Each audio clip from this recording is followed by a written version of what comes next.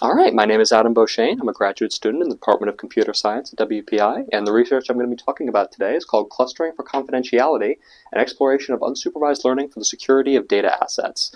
So I know that sounds like a big, long, complicated title, but I'm going to get into it with a simple idea. Have you ever tried to do something on your computer at home, an endpoint like a laptop or a desktop, and the computer wouldn't let you?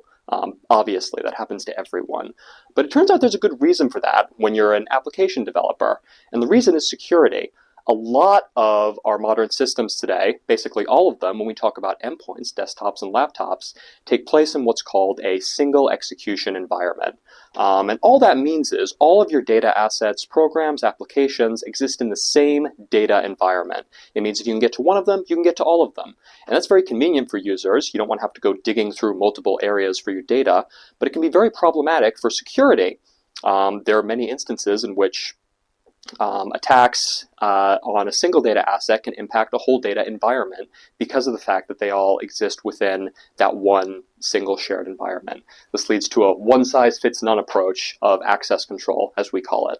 Now you might think, why don't we have multiple environments, multiple data buckets that we can put our stuff into? That way, if something goes wrong in one of them, it doesn't impact the entire system. So if you click on a ransomware link, ordinarily that would impact your entire system, but if we have a properly isolated system, or multi-environment endpoint, as we call it, that would only impact the one little bucket that it's in. It sounds like a good and fairly obvious idea. The challenge is that everyone has run into what assets go where. The traditional solution for this is to put a bunch of labels on our data and assign them to different environments based on those labels. And that works good, but it's also a ton of work, and it's really not scalable for modern enterprise environments that have potentially thousands of endpoints and millions of different data files. So that approach really hasn't gained a lot of traction in modern enterprise computing environments. So what if we had a program to do it for us? And that's where our research comes in. What if we could grab a bunch of information about how a user interacts with data assets on their system, so things like what they type into a program, what program they use, what time they access those assets, and use that to dynamically assign group labels to certain assets so we can isolate them to prevent cyber attacks. And I know that sounds a bit abstract, but to give you a clear idea of what we're talking about, here we have an example, and this is an actual example on real data, where we have one user that has two core areas that they focus on in their email client. They have emails that concern to their role as a landlord, that deal with apartments and rents and tenants, and they're also an energy executive, and they talk about energy demand and relations with the state of California energy.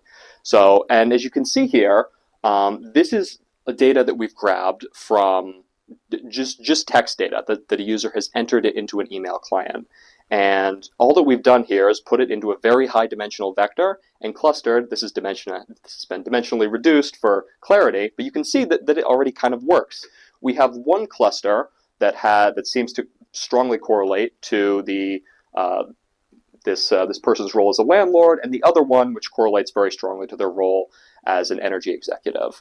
So the idea is, what if we could scale this up on a large scale with tons of different users and tons of different groups that correspond to their roles? So if a cyber attack were to occur on this user, say for instance they clicked on a phishing link that was associated with this cluster, it wouldn't be able to impact any of these assets here in this cluster. So obviously that sounds desirable. How do we actually do that? That gets into the systems building component of our project that you can kind of see here. And the way we're going to do that is obviously that there's a ton of data that we associate with certain processes or workflows in regard to certain data assets. If you think about editing a Word document on your computer, there's a ton of stuff that goes into that. Buttons you press, words you type, the time at which you access it could be valuable in determining what group that asset goes in. So we're going to grab all of that using a set of libraries that Microsoft Windows provides called UI automation. And we're going to grab, as I said, a bunch of stuff. But the most important things that we're going to take are the name of the asset, the window position of the asset on screen. If you think about it, that could be valuable. We tend to group certain assets in certain parts of our screens when we're working on them together. and most importantly, the natural language text data that a user inputs. A user tends to input the same sorts of words on the same sorts of documents, right? And we're going to throw that into one single large data vector, and then we're going to use what's called the streaming clustering algorithm to do exactly this. We're going to cluster it, and then as new assets come in, instead of having to wait for a bunch of data, we can dynamically assign them to a group and thus assign security labels to that asset.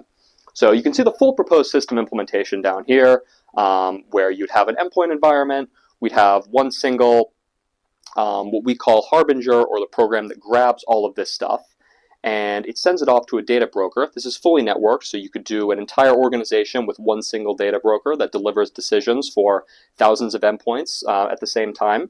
We're using what's called a data stream clustering algorithm. That's what allows us to dynamically make these decisions. Instead of having to wait for a bunch more training data, we can dynamically perform what's known as vector space classification and say, here's a new asset this user's working on. Based on X, Y, and Z, we're going to assign it to this group for the time being. And that might change in the future as we get more data. So how does it work? That's the million-dollar question. When we're talking about data set construction and experimental design, our current plans are we want to use a real data set in the Enron email data set, which is a corpus of thousands of emails, and we're going to orchestrate experiments to actually have a user go through and type every single one of those thousands of emails. We're not going to use a real user for this, thankfully, because a real user would probably be me in this case, but we're going to use Seculi, a UI automation tool, to dynamically go through and scan that corpus of data and programmatically create workflows to simulate a user doing daily tasks like writing emails. And you can see here some example output from our program that we would get. We would get the number of keystrokes, clicks, a basic set of workflows here. And what's not represented here is the actual natural language text data that we're also going to grab from whatever program we're currently looking at. And so will it work? That's still an open question, but I think we're very confident with the direction that we're going in. You can see some sort of preliminary results here that I think strongly suggest that we're on the right track.